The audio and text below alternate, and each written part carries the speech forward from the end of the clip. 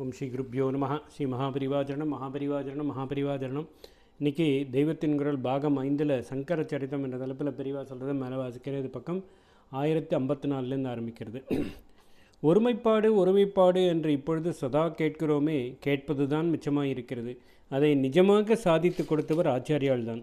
தனி மனுஷர் ஆண்டி இப்படி பண்ணினார், ராஜசகாயம் எதுவும் இல்லாமல் பண்ணினார் என்று தற்கால சரித்திர ஆசிரியர்கள் மற்ற ஸ்காலர்கள் கூட ஆச்சரியப்பட்டு போகிறார்கள். புத்தரிடமே அதிக அபிமானமுள்ள நேரு மாதிரியானவர்கள் கூட புத்தி பலத்தினாலேயே ஒரு பூஞ்சை பிராமண சன்னியாசி என்ன சாதனை சாதித்து விட்டார் என்று சொல்லி நேஷனல் இன்டகிரேட்டட் தேச ஒருமைப்பாடு சிற்பி என்று வாயார ஸ்தோத்திரம் செய்கிறார்கள். நேரு சொல்கிற போது ராஜாக்கள் ராஜவம்சங்கள் கதையெல்லாம் சொன்னேன். ஆனால் அத்தனை ராஜாக்கள் சக்கரவர்த்திகளும் செய்ததை விட இந்த தட்சிண தேசத்து பிள்ளையாண்டான் ஒருவரே இந்த தேச வாழ்க்கைக்கு நிறைய பண்ணிவிட்டார். இதில் என்ன பெரிய ஆச்சரியம் இருக்கிறது என்றால், அவர் உணர்ச்சிக்கு இடம் கொடுக்காமல் புத்தி ரீதியாகவே போயும் கூட ஏதோ பிராமணர்களை பண்டிதர்களைத்தான் கவர்ந்தார் என்றில்லாமல் சாமானிய பொதுஜனங்களையும் ஆகர்ஷித்திருப்பது தான் என்கிறார். இப்படி அவர் சொல்கிறதில் முழு உண்மையும் இல்லை. புத்தர் மாதிரி பிரேமை இல்லாமல் புத்தி வழியிலே போயும் சர்வஜனங்களையும் ஆச்சாரியால் எப்படி வசீகரித்தார் என்று ஆச்சரியப்படுகிற மாதிரி இருக்கிறது. ஃபிலாசபி என்கிற போது உணர்ச்சிக்கு இடமே கொடுக்காமல் ஸ்ருதி யுக்தி அனுபவம் என்றே தான் அவர் போனது வாஸ்தவம். ஆனால் பொதுஜனங்களுக்கு அப்படிப்பட்ட அத்வைதத்தை அவர் விதிக்கவில்லை. கோவிலை காட்டி சுவாமியை காட்டி வழிபாட்டு முறைகளை பிரேமை நிறைந்ததாக ஆக்கி கொடுத்து அதாவது பக்தியினால் ஒன்று பண்ணினார். இங்கே உணர்ச்சிக்கு நிறைய இடம் கொடுத்தே பண்ணினார். அவருடைய பக்தி ஸ்தோத்திரங்களை பார்த்தால் தெரியும்.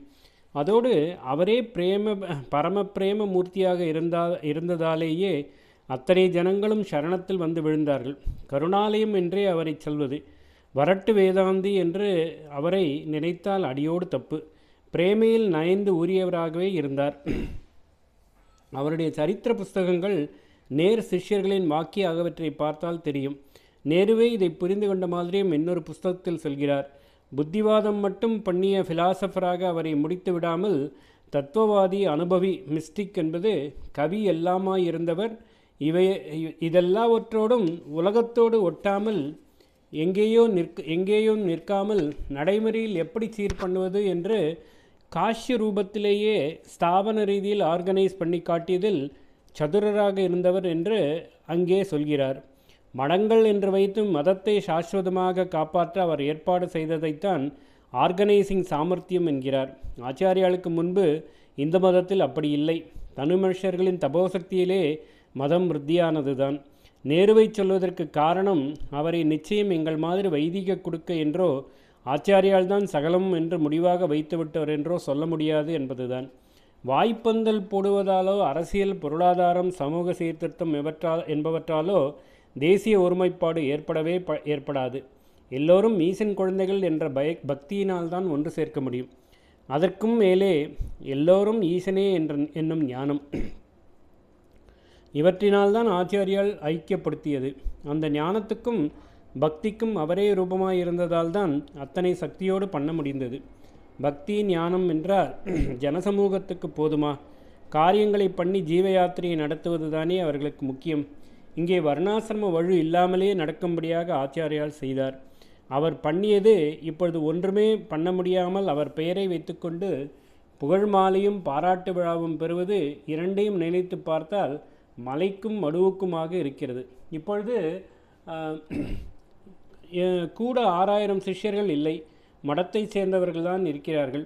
ஆனாலும் எந்த ஊரில் நன்றாக பிட்சை நடக்கும் என்று பார்த்தே போவதாய் இருக்கிறது.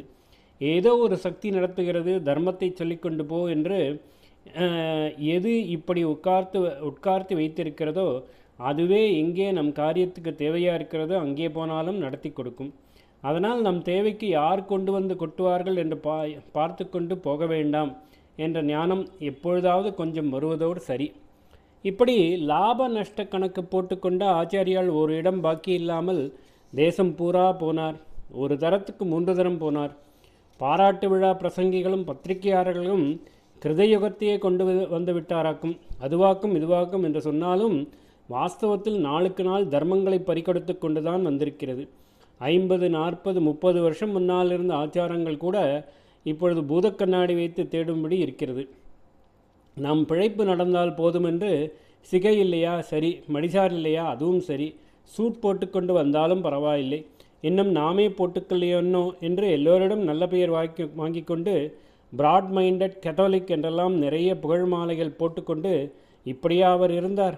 தாமும் சாஸ்திர விதி எதையும் விடாமல் அதோடு மாத்திரமில்லாமல் அசாஸ்திரியமாக போயிருந்த அத்தனை ஜன சமூகத்தையும் விதி பிரகாரமே பண்ணும்படி செய்திருக்கிறார். எங்கே பிட்சை நடக்கும், எங்கே ஏமாந்து போய் நம்மை பூஜை பண்ணுவார்கள் என்று பார்த்து போகாமல் எங்கெங்கே சாஸ்திரத்துக்கு விரோதமானவர்கள் பலமாக இருந்தார்களோ, தம்மை பரமசத்ருவாக நினைத்து பலி கொடுக்கவும் ஆபிச்சாரம் பண்ணவும் கூட தயாரானவர்கள் இருந்தார்களோ, அங்கேயெல்லாம் தேடி தேடி ஒரு மலை காடு விடாமல் காலால் நடந்து போய் சத்துருக்களையெல்லாம் மித்திரர்களாக்கி பக்தர்களாக்கி சிஷ்யர்களாக்கி நம்முடைய மதத்தை பூர்ணமாக சாஸ்திரப்படி இந்த பரதக்கண்டம் முழுவதிலும் நிலைநாட்டியிருக்கிறார். தத் துவாரா அதன் வழியாகவே ஜனசமூகம் முழுதையும் ஒரு குடும்பமாக்கி தேச ஐக்கியத்தையும் ஏற்படுத்தி இருக்கிறார். வாதமும் ஞான பிரச்சாரமும் அறிவாளிகள் என்கப்பட்டவர்களுக்கு, ஆனால் வித்வத் சமூகம் ஒன்றை ஒப்புக்கொண்டால் எல்லோரும் அதை ஏற்றுக்கொண்டு விடுவார்கள் என்ற ரீதியில் தேசத்தின் ஒவ்வொரு சீமையிலும் வித்வான்களையெல்லாம் ஆச்சாரியால் தம்முடைய வழி என்ற சனாதன வழிக்கு கொண்டு வந்ததால் மற்ற ஜனங்களும் அவரையே குருவாக கொண்டார்கள். ஆனால் இப்படி இன்டைரக்டாக மட்டும் அவருடைய பொதுஜன பணி முடிந்து விடவில்லை. பொதுமக்களை அவரே நேராக எப்படி நல்லதில் திருப்பினார் என்றால் கோவில்கள், பூஜை, ஸ்தோத்திரம் முதலியவற்றால்தான். குரூரமான உபாசனைகள், குரூரமான இன்னொரு உயிரை பலி தருவது மட்டுமில்லை, தன்னையே சுட்டு வருத்தி கொண்டு முத்திரை போட்டுக்கொள்வது போன்றவையும் தான். இம்மாதிரி வழிகளை ஜனங்கள் கைவிட பண்ணி அன்போடு வழிபாடுகள் நடக்கச் செய்தார். ஓம் ஸ்ரீ குருப்பியோ நமः. ஸ்ரீ மகாபரிவாஜனம் மகாபரிவாஜனம் மகாபரிவாஜனம்.